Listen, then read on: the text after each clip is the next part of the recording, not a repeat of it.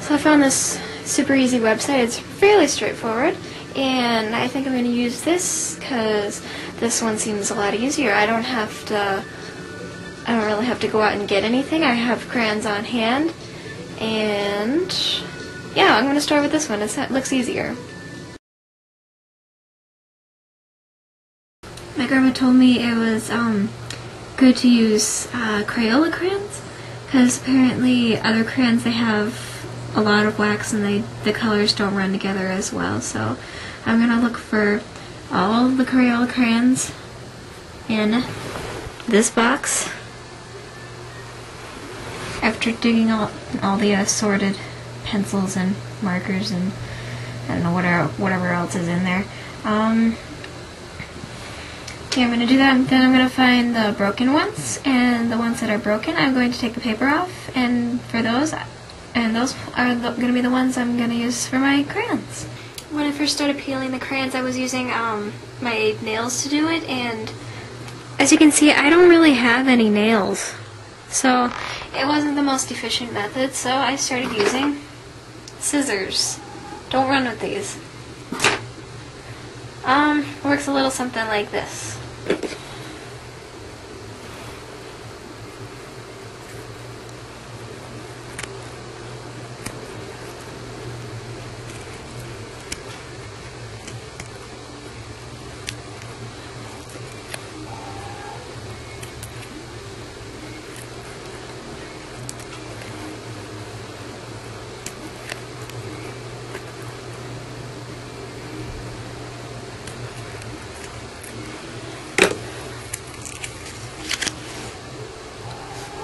Ta-da!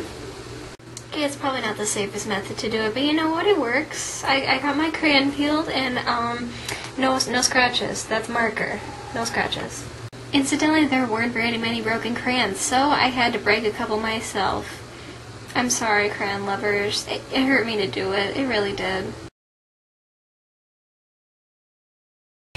Alright, between last night and now, I have filled a Beatles cup all full of crayons. Oh my goodness. So, since I filled up an entire cup, I think I'm gonna try and see how many I can fit into my silicone pan.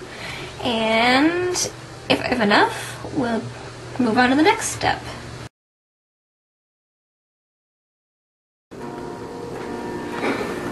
This is James Bond, in case you're interested.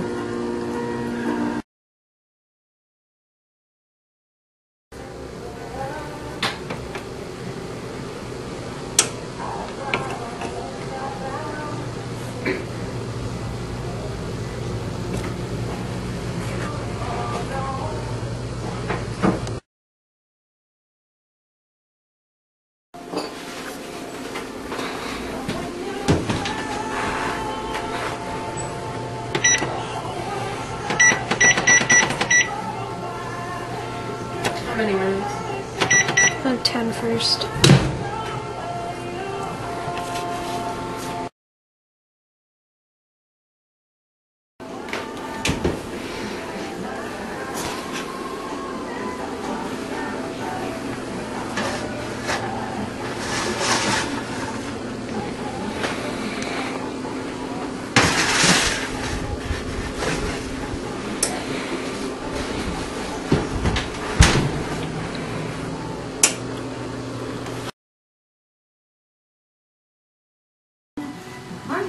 Pine tree? Come on. Here it looks like a little.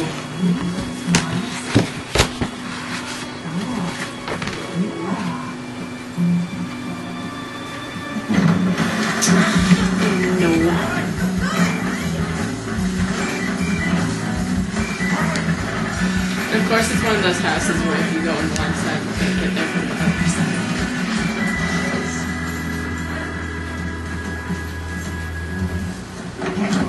gotta drop it. Right? So while I was hunting around for instructions on how to make crayons, I found a recipe instructions, whatever you want to call them, where I could make crayons from scratch. As in, I wouldn't have to recycle the crayons that I already own, that I bought from Crayon or Rosart or wherever. Apparently, well, one of the things I had to get was soap flakes. I've never heard of soap flakes before, so of course I Googled it. And they stopped selling soap flakes, like in boxes, at least a couple decades ago. I can't remember the date exactly, but it was a while ago, and yeah.